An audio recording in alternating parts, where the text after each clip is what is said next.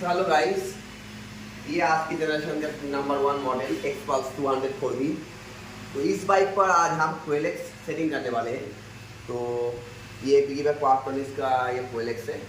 तो FuelX हम क्यों सेटिंग कर रहे हैं? तो इसलिए सेटिंग कर रहे हैं ताकि लो गियर पर यानी हाई गियर पर जब भी आप इसको राइड करोगे तो थोड़ा बहुत प्रॉब्लम होता है।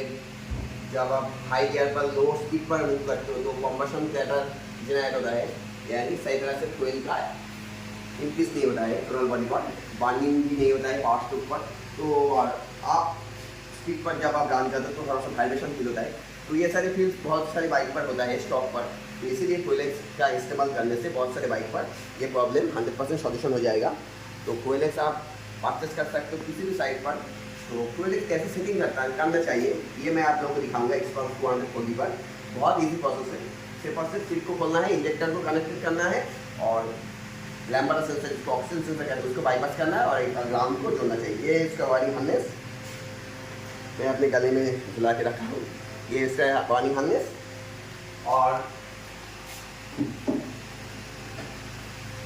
ये है इसका मेन डिवाइस।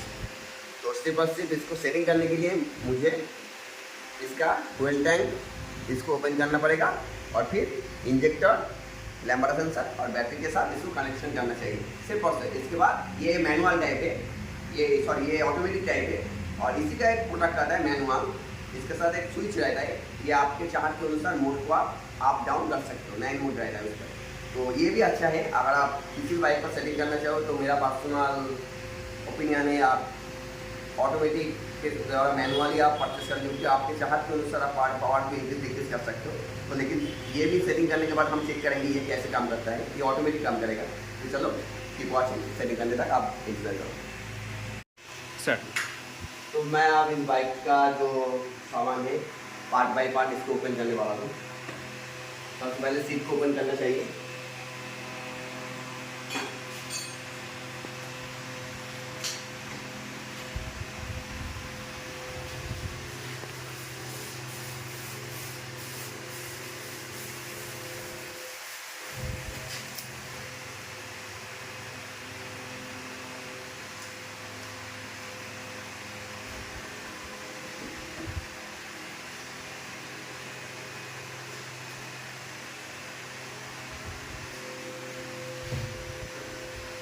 ये है इसका फ्यूल टैंक। इसको सही ढंग से रखना पड़ेगा।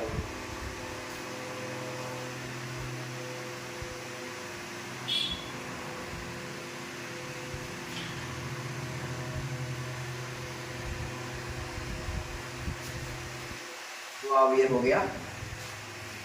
उसके बाद हमको इधर बीच इंजेक्टर को बाईपास करना है, लैम्बर्ट सेंसर को बाईपास करना है और सिर्फ FuelX को सेटिंग करने के बाद फिर हमको लगा देना है। तो गाइस इसको सेटिंग करने के लिए आपको सिर्फ और सिर्फ इसका जो लैम्बर्ट सेंसर यानी ऑक्सीजन सेंसर है इस कापलर को ओपन करना पड़ेगा। और इस कापलर को ओपन करने के बाद ये वायरिंग हार्नेस का जो कापलर है ये बाईपास हो जाएगा, male to male, male to female. और ये वाला वायरिंग है ये FuelX पर सेटिंग हो जाएगा। और आगे की जो वायरिंग हार्नेस के साथ आते हैं वो प्रो वेरिएंट पर आता है, रेड कलर का जो वायर जो एक्सटिकल तो बाईपास होता है। एक आता है जो ब्लैक कलर का ग्राउंड, इसको बैटरी के माइनस पोल पर इसको सेटिंग करना है, बस सिर्फ और सिर्फ ये। तो चलो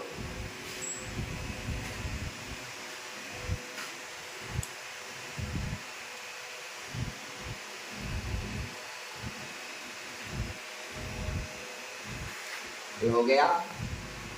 अब इसको जिप करके हमको इधर आना पड़ेगा। ये है FuelX का कनेक्शन। एक्चुअली ये FuelX जो पावर सप्लाई इनपुट होता है वो ऑक्सीजन सेंसर के थ्रू होता है। ये जो एक्चुएटर है ये जो ऑक्सीजन सेंसर का यानी लैम्बर्ट सेंसर का बाईपास इसके साथ इग्निशन ऑन करने के बाद ये पॉजिटिव जो कनेक्शन इसके साथ FuelX पर कनेक्शन आता है। इनपुट होता है 12 वोल्ट थ्रू लैम्बर्ट सेंसर और इससे ग्राउंड के साथ ये एक्टिवेशन होता है। बैटरी का जो माइनस पोल ये एक्टिवेट होता है। और जो बाकी रह गया ये जो है। तो गाइस फाइनली ये सेटिंग हो गया।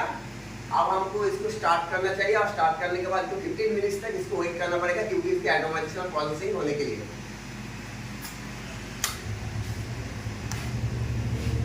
हमने फ्यूल पंप को ओपन किया था, जैक कपलर इंक्लूडिंग पंप के जो लॉक है, तो इसलिए हमको 2 बार इसको चाबी इग्निशन ऑन करके पंप को पैंटिंग करना चाहिए।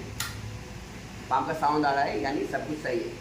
और हमको देखना चाहिए ये जो सेंसर का सिंबल है OBD ऑनबोर्ड डिस्प्ले पर, ये ब्लिंक हो रहा है या नहीं, क्योंकि जब मैं काम किया था तब मैं नेगेटिव प्रोब को ओपन कर दिया था। क्योंकि जब भी आप कोई भी सेंसर कोई भी एक्चुएटर का जैक ओपन करो तो भी बनने से पहले आपको बैटरी का माइनस पोल को ओपन करना चाहिए ताकि उस पर हिस्ट्री नहीं आना चाहिए। तो इसलिए नहीं आ रहा है ये, ठीक है। अब मैं इसे स्टार्ट करने वाला हूँ और 15 मिनट्स तक इसको इंतज़ार करूँगा।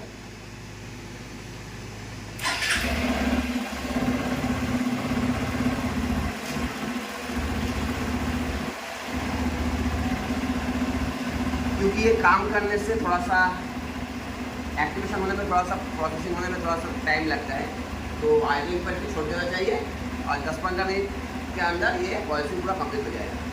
तो चलो अब कस्टमर रिव्यू देंगे हम। ये कोयले सेटिंग करने के बाद इधर से पानी गिर रहा है, ये साइलेंसर का होल से पानी गिर रहा है। ये देखो, आगे आ जाओ सर, दिखा दो। ये देखो, यानी इसका ऑटोमाइजेशन प्रोसेस सही तरह से हो रहा है। इसका माइलेज भी अच्छा होगा और लो स्पीड पर, हाई गियर पर जो कॉम्प्रेशन क्लैटर होता है, तो नॉकी की तरह वो कॉम्प्रेशन क्लैटर कहता है, ये अब बंद हो गया। तो ये सही तरह से काम कर रहा है और कैटेलिटिक कन्वर्टर के थ्रू इसका ऑटोमाइजेशन, इसका जो काम कर रहा है, तो ये इधर से पानी निकल रहा है। यही है एक्चुअल प्रोसेस। तो इसका RPM भी बहुत स्मूथ हो रहा है। तो ये जब कस्टमर राइड करेगा तो रिव्यू हमको मिलेगा तब। तो चलो कस्टमर क्या बोलता है।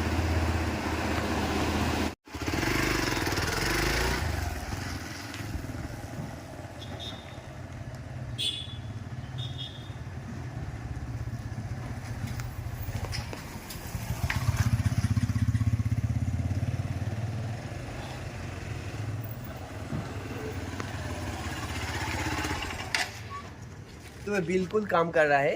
ये लाइक GTT की तरह अपाची का जो मॉडल है C10R, उसका ग्लाइड टू थ्रस्ट टेक्नोलॉजी। तो आप 3 या 5 नंबर गियर पर भी इसको क्लच को छोड़ दो, ये ऑटोमेटिकली सेंट्रीफ्यूगल फोर्स पर राइडिंग हो रहा है, आपको एक्सीलरेट करने की कोई भी ज़रूरत नहीं।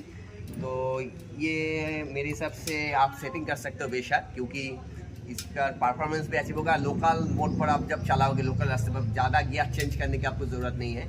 तो इसमें गाड़ी की क्लच को अच्छी तरह से सेटिंग हो भी सके। और मेरे हिसाब से ये अकॉर्डिंग टू बजट आप किसी भी बाइक पर सेटिंग कर सकते हो, खास करके इस बाइक पर, क्योंकि ये माउंटेन भी है और रोड कंडीशन पर भी है। ये बाइक अच्छा है, बहुत अच्छा। और ये मतलब क्वेलेक्स मेरे हिसाब से बहुत गुड डिवाइस है। तो चलो keep watching with in custom channel पर ऐसा वाला इलेक्ट्रॉनिक्स भी और भी आने वाला है। तो आप भी सेटिंग करो और कीप माई वॉचिंग चैनल। चलो।